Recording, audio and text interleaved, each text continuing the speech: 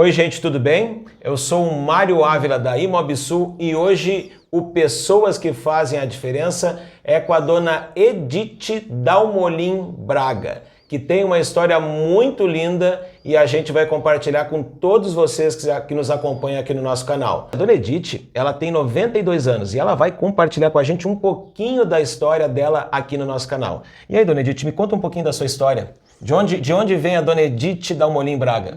Eu venho de duas famílias, do meu pai, uma mistura de franceses com italiano, da minha mãe, italianos, mas brasileiros, família de patriotas.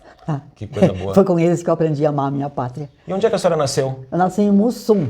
Mussum, interior do estado? Ali não é muito longe. É ali pro lado de Lajeado? Depois de Lajeado é Mussum. Tá. E, assim, era uma cidadezinha que oferecia muito em educação, em vida social. E, apesar do meu pai ser um operário, ele era muito bem visto por todos.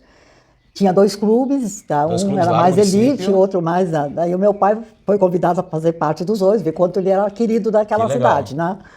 E nós tivemos, apesar, assim, de meu pai ser um operário, de não ter... muitas condições financeiramente, não oferecer muito, mas nós tínhamos tudo que nós precisávamos. Inclusive colégio particular, que era a oportunidade que nós tínhamos. Seja um diferencial, imagina. E receber uma educação da época, que era muito... Nós ficávamos o dia inteiro na escola, não fazia refeições, mas ia de manhã e de tarde, porque era perto. Tá? Então a gente estudava de tudo um pouco, música, arte, tá?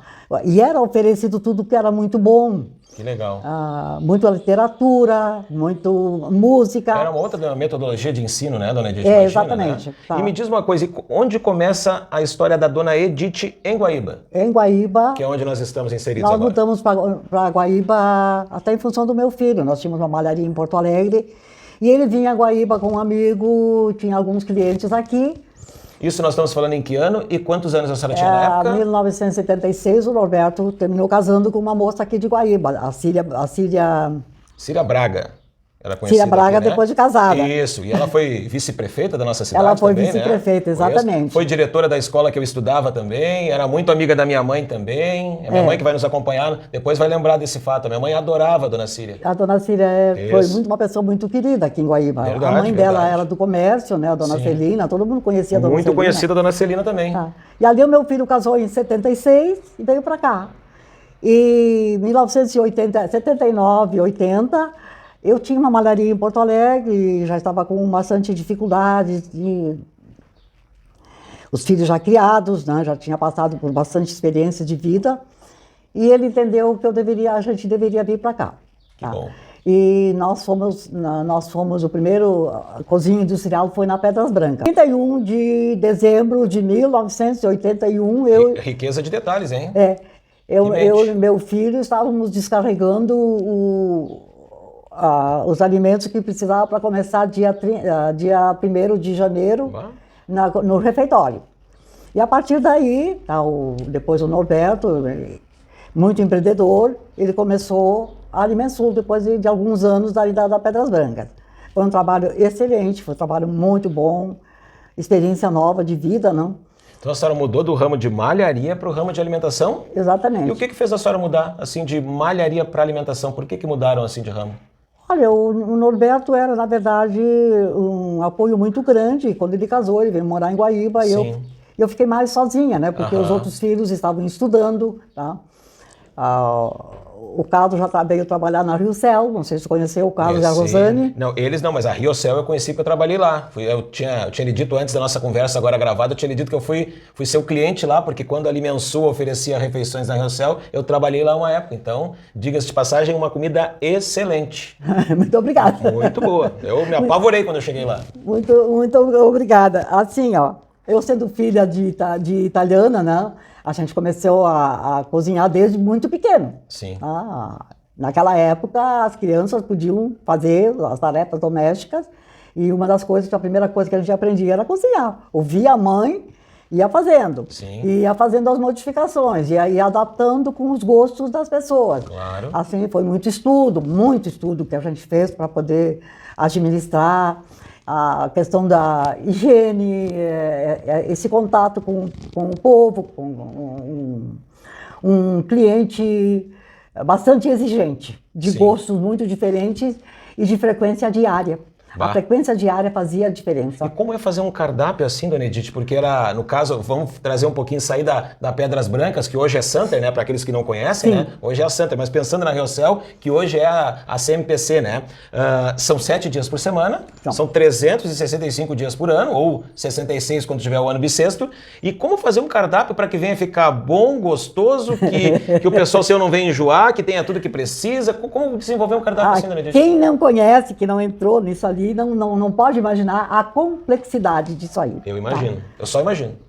Nós temos assim, o nosso custo, que tem que ficar dentro do teu custo. Isso é importantíssimo. E né? satisfazer um cliente que é diário. Diário. Tá? E um cliente que se acostumou com o tempero da mãe. Tá? Isso é muito importante. Sim. A pessoa nasce e cresce com aqueles hábitos alimentares.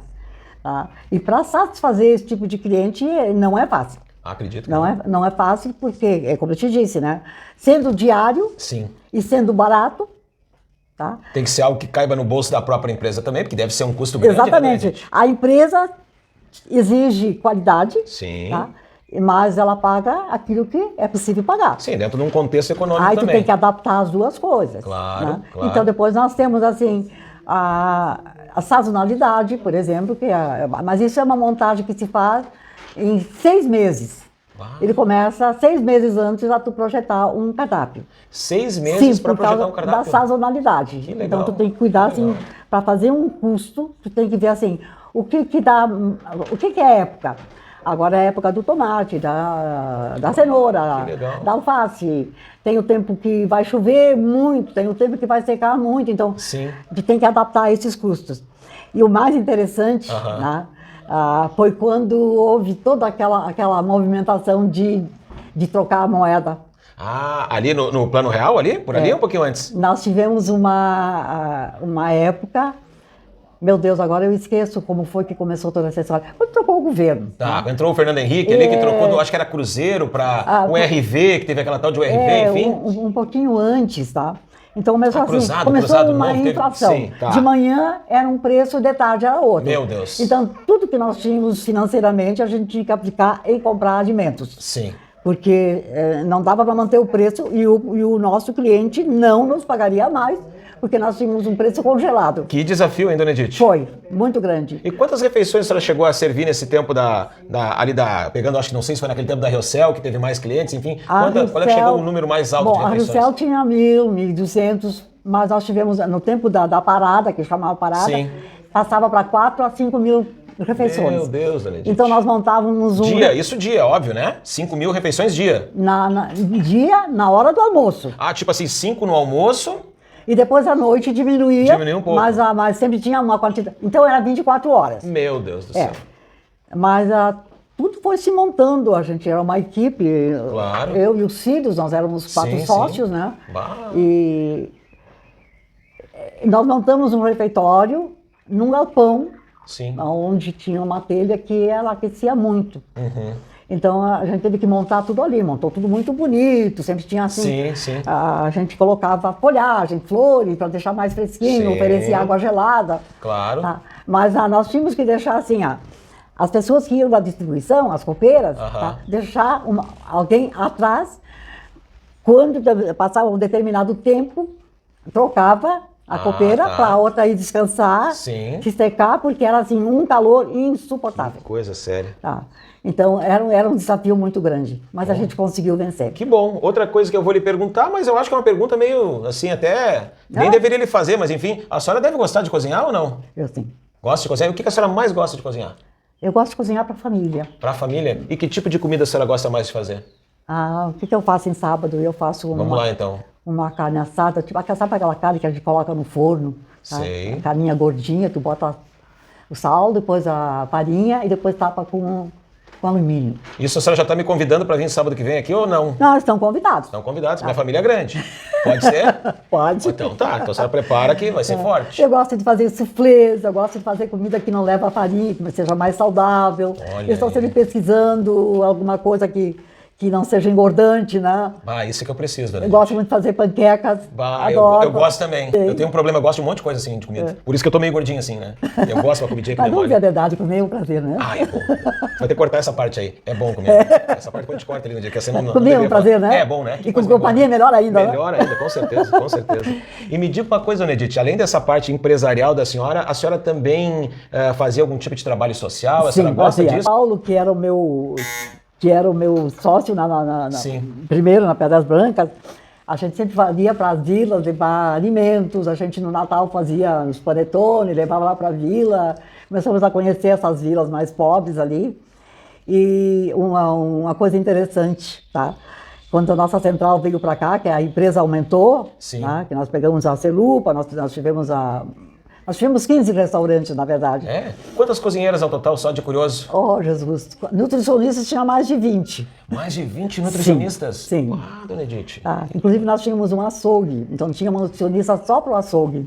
Que legal. É. As pessoas assim mais novas um pouquinho, eu ainda peguei ali uma parte mais final, mas as pessoas, tipo assim, saiu de 20, 30 anos, talvez nem conheceram toda essa história, não só sua, como da Alimensul também, né? Nós formamos muitos profissionais. Que legal, isso é outro legado. A pessoa, quando tinha um perfil bom, a gente investia nelas. Sim. Tá? Inclusive, esse menino Everton, acho que tu conhece o Everton. Eu sou fã da boia dele, que não é mole. Bom, no Everton. Everton do Canto? O Everton do Canto é o filhote meu.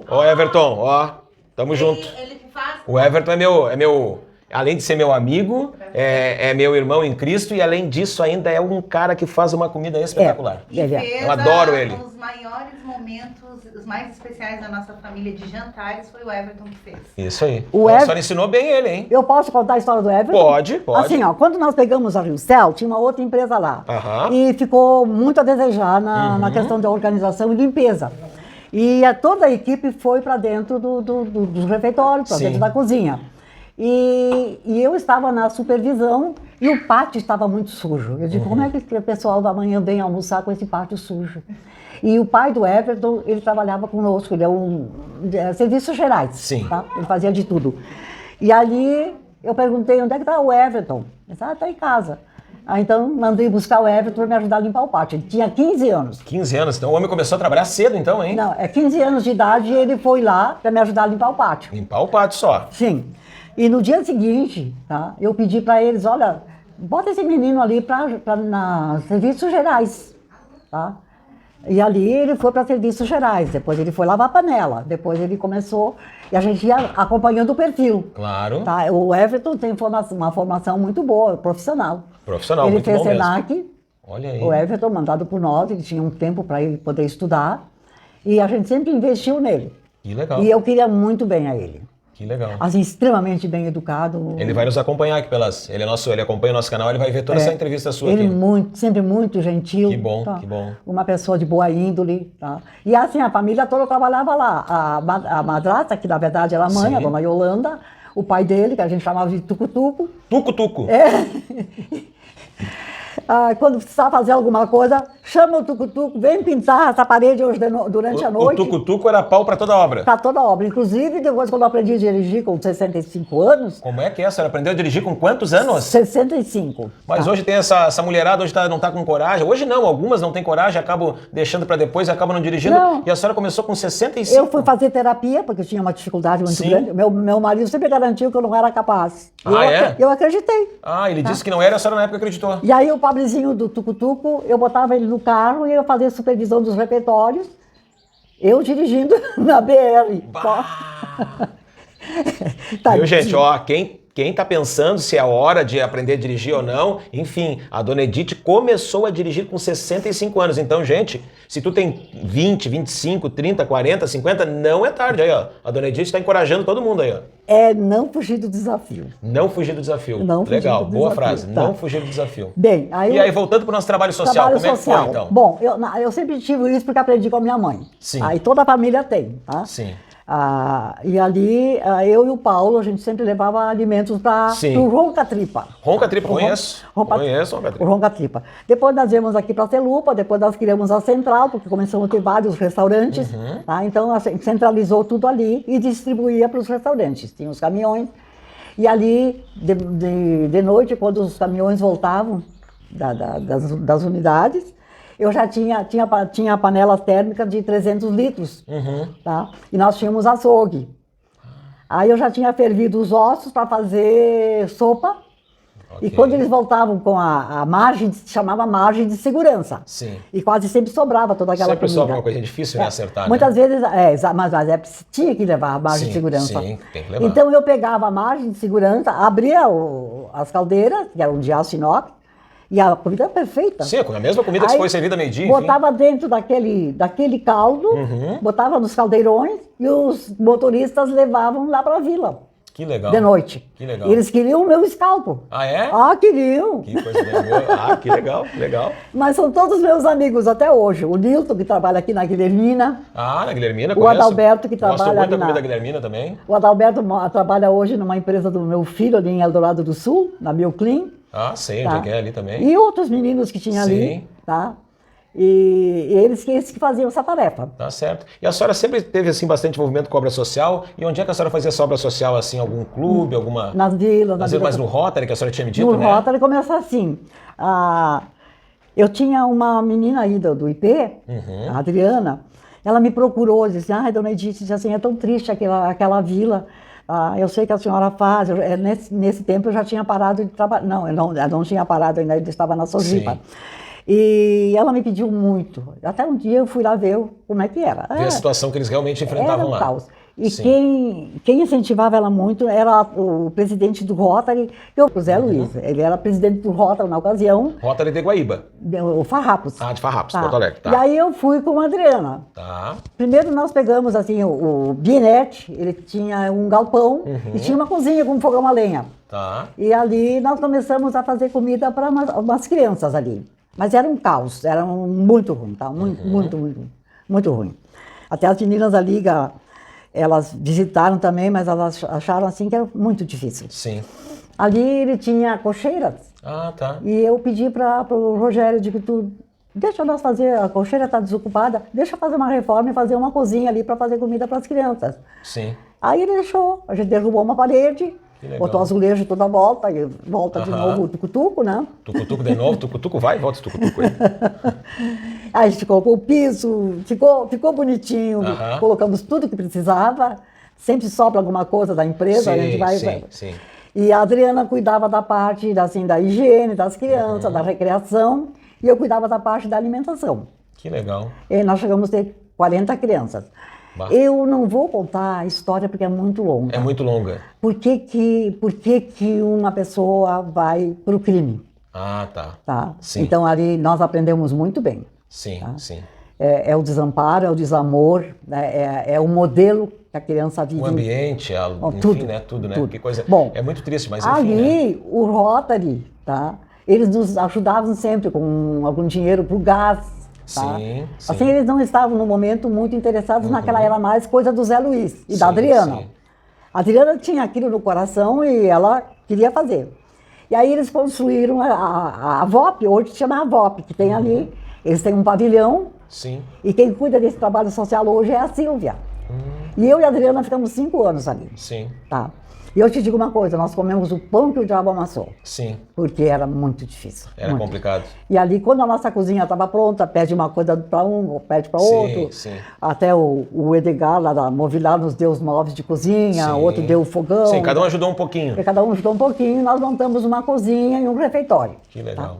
E, aí, e ali a gente recebia também do banco de alimentos, Ah, claro. alimentos. Sim, E sim. quando faltava, não custava nada a gente cobrir. Tá, a gente fazia Mas aí diziam, às vezes nós trocávamos, por exemplo, tinha muita farinha e não tinha feijão. Sim. Então o armazém trocava conosco. Aí Ah, dizia que assim que legal. nós vendíamos, que a gente vendia os produtos que ganhava. Ah, tá. Tá, mas- Isso é coisa, às vezes, né, de quem não faz nada e procura, de alguma maneira, né? Parece que não contribui e não ajuda em nada, enfim. Mas isso não nos desanimou. Sim, que bom, que legal. A gente ganhava bastante roupa, Sim, então sim. a gente Que legal. fazia os brechó, fazia... Sim, fazia toda uma Ali, quando a movimentação, nossa né? cozinha estava pronta, divina, maravilhosa, Sim. botaram um forro de PVC. Que legal. Tá?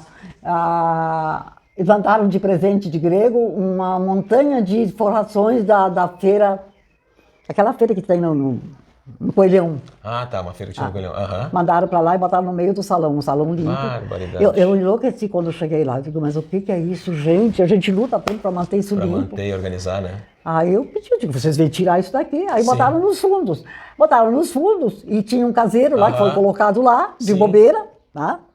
E a mulher começou a se queixar que tinha pulga.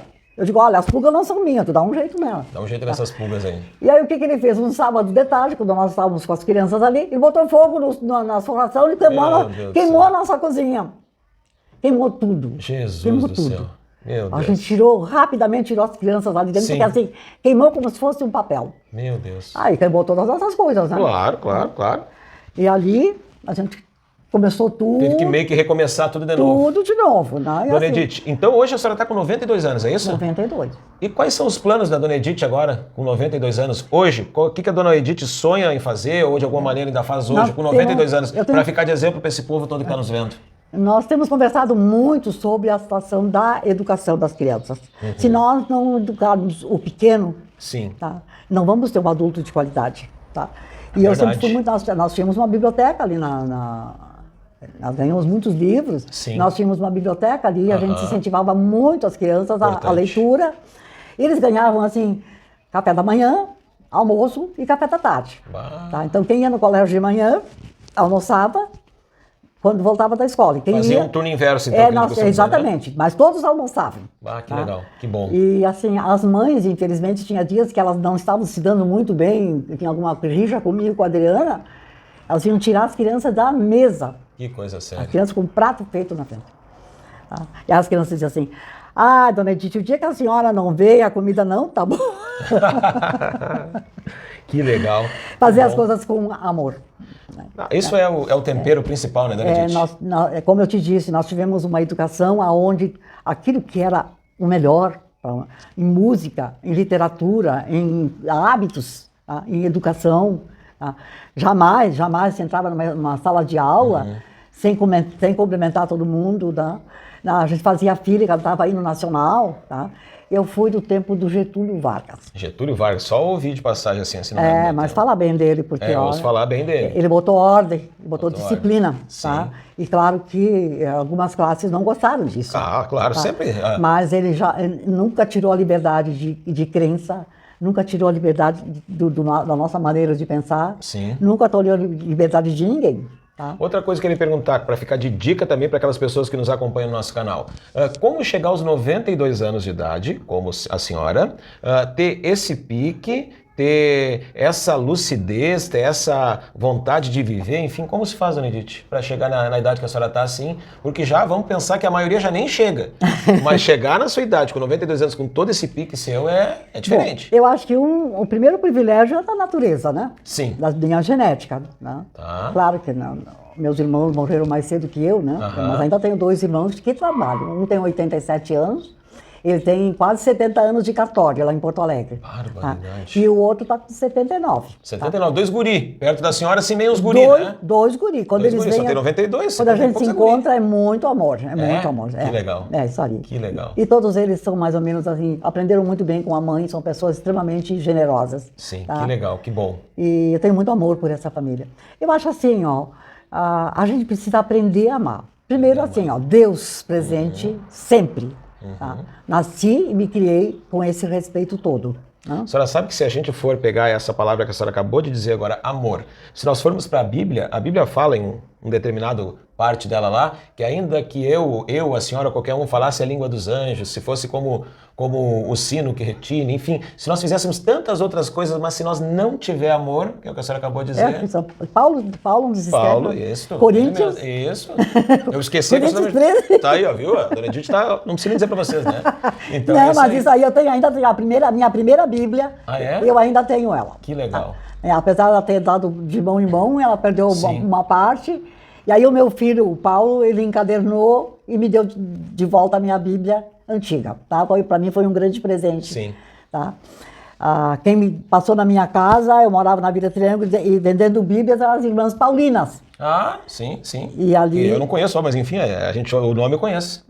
Pois Sim, é. Que legal. E eu sempre gostei, sempre acompanhei. Naquela época tinha a Voz da Profecia. E aí eu eu já ouvi conferi ali, falar mas eles também. eram muito fiéis, tá? Sim. Eram muito fiéis. Mas tem uma parte da Bíblia que, o livro do Eclesiástico, Sim. que fala da tristeza. tristeza. Exatamente. Não atormentes a tua mente com a tristeza, que ela não serve para nada. Muitos morreram por causa disso. Tá? Eu vou te mostrar o texto. Agora eu não consigo decorar, tenho mas depois a gente vê tá? direitinho ali. Mas assim, eu acho assim, que Deus nos mantém de pé. Sim.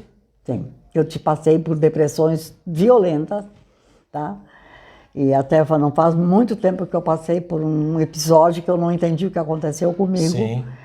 Mas eu, assim, pegava os salmos de louvor Sim. e de agradecimento e eu passava o dia, tá? O dia lendo, enfim. Foi muito meditando difícil. sobre Passei aquilo. 10 dias sem dormir. É? Em parte foi um medicamento que não deu certo e que Sim. me fez muito mal. Mas ali, quando eu saí dessa depressão, eu saí muito fortificada. Que bom. Enfim, alguns momentos ruins, né? Ainda mais no seu caso, quanta coisa a senhora viveu e viu, né? Dona Edith também, né? Mas sempre assim, passa pelo momento ruim, é um aprendizado. Sim. O Pai nos mandou a dificuldade para que a gente aprenda. A Bíblia diz também que o choro pode durar uma noite, né? Mas a alegria vem pela manhã e permanece. Exatamente. Amém. Eu não sei qual é o salmo. Também não sei, mas a gente conhece a palavra, tá bom. E as pessoas, muita gente que está nos ouvindo conhece Né? também. Os que semeiam Isso com é. lágrimas, colhem com alegria, né? Isso Isso aí. aí. Eu Que acho bom. que a fé nos mantém muito Sim. de pé e felizes. Amém. Eu vou te dizer uma coisa, eu não vivi nunca na minha vida um tempo tão feliz como agora. Que legal, que bom. Tem tanta gente às vezes se lamentando por tanta coisa e a senhora me diz que está com 92 anos e feliz. Eu digo Que assim, legal. quando eu acordo, eu digo assim, eu tenho a melhor cama do mundo, eu tenho a melhor Amém. casa do mundo, eu tenho a melhor... Tudo eu tenho melhor. Que bom. Eu tenho o melhor passarinho que está no meu pátio.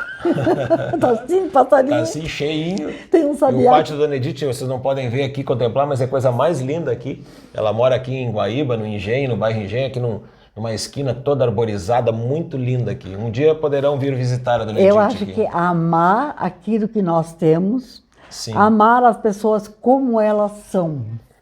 Não querer moldar o outro, Sim. tá? Tu pode até trocar ideias com as pessoas. Claro. Mas Divergir, né, Dona Edith, é da vida, né? Nem todo mundo pensa igual, nem todo mundo gosta da mesma coisa, mas enfim, né? A gente entender que esse respeito tem que ser mútuo, né? Pra gente poder viver em comunidade, poder viver em família, né? Tem gente brigando por família, com a família por causa de política, brigando com amigos, enfim. Isso não leva a nada, né, Dona Edith? eu vou te dizer uma coisa, eu ganhei bastante dinheiro, porque a gente capitalizou a empresa. Sim. Mas eu não fiquei para mim. Não fiquei para mim. Sempre que alguém tem uma necessidade, eu estou pronta a ajudar. Que legal, que bom. Que sentimento nobre esse. Não Bonito. vou fazer nada. Não vai levar? Não vou. A Beth hoje está aí despencando meu armário para ver o que não usa, vai embora. Vai levar. Não vou. Vai dar para alguém. O que eu vou levar? Vocês viram o caixão da rainha? Quando tiraram a coroa de cima, com 280 diamantes lá, tiraram tudo e o caixão foi sozinho. O que nós levamos? Acho que é aquele momento. A senhora acha que eu digo assim, que a gente levar, a gente não leva nada, mas no seu caso, no caso de muita gente, se deixa muita coisa, que são os nossos legados aqui. Pô, a senhora contou um monte de história aqui de empresa, de empreendedorismo, do Everton, de pessoas que a senhora ajudou. Puxa vida, isso aí fez a diferença na vida de tanta gente. Isso a gente, dá para dizer que ou a gente leva ou a gente deixa aqui de legado para esse povo, né? Eu vou te dizer uma coisa, muitas pessoas hoje têm casa para morar porque a gente ajudou. Que bom, que legal. Uma cozinheira aqui da Celupa tá? A minha secretária, que eu trocava com ela, tá? Eu treinei para ela fazer todos os da La Sojipa, o repertório menor. Claro. Eu treinei ela bem para ela fazer todo o meu trabalho e ela fazia o meu trabalho que nem criança. Bah, que legal. E eu ia fazer a sobremesa, ela era da sobremesa. Sim, sim. Eu ia fazer a sobremesa e tinha um janelão, ela sentava ali. E eu fazia a sobremesa porque eu não conseguia ficar sentada. Que coisa séria. Mas, gente, seguinte, o papo tá muito bom, tá muito legal, e a dona Edith, até por toda essa trajetória dela, tem história para nós conversar aqui a tarde toda. Mas a gente agradece aos nossos participantes do nosso canal, aqueles que nos acompanham nas redes sociais também, dizendo um muito obrigado, dona Edith, por ter compartilhado com nós esse momento seu, da sua vida.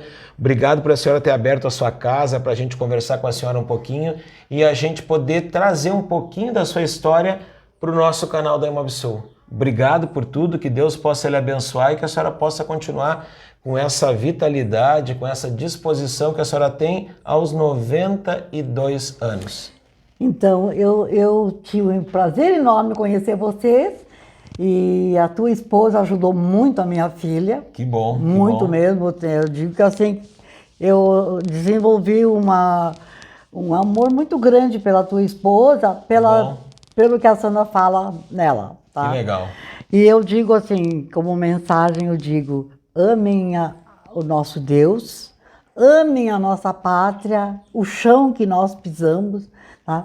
E somos nós que temos que fazer esse chão ser bom e crescer. Não é ninguém tem a obrigação de fazer, nós que temos a obrigação de fazer. Isso aí. Tá? Nós temos que amar os nossos símbolos, nós temos que amar o amor acima de qualquer outra coisa. E o importante é saber o que é o amor. Sim. Tá? O amor é doação, é tu te desfazer pelo outro. Amém. Que bom, que legal. Tá? Desfazer do quê? Desfazer daquilo que tu pode ajudar, não materialmente. Sim. Porque tu ajuda muito mais quando tu dá uma palavra, um sorriso, Claro. que muitas vezes alguma coisa material. Claro que tem, né? Existe muitas necessidades. É verdade. Tá? E eu não consigo me convencer que esse país tenha gente pobre com toda a riqueza que nós temos ali. Coisa séria, né? Isso aí. Tá bom. Então tá. Eu agradeço muito a vocês. Amém. Tá? Nós é que ficamos lisonjeados por ter a oportunidade de conversar com a senhora. E eu espero que eu possa, assim, depois que eu endireitar essa minha perna, Voltar pro trabalho. pelo menos na minha cabeça vem muita coisa. Tá bom, E já mas- passei para muitas pessoas, já convidei Amém. muitas pessoas para nós fazermos um trabalho. Vamos juntos. Vamos, tu vai junto? Vou, nós da Imobsul estamos juntos, nós topamos qualquer parada. Né? Tá bom? Deus abençoe. Tá? Muito obrigado, dona Edith. Vocês também. Tá? Se você gostou desse vídeo, curta, compartilhe e nos acompanhe nas nossas redes sociais. Obrigado a todos, que Deus abençoe, gente, e até o próximo vídeo. Valeu! Amém.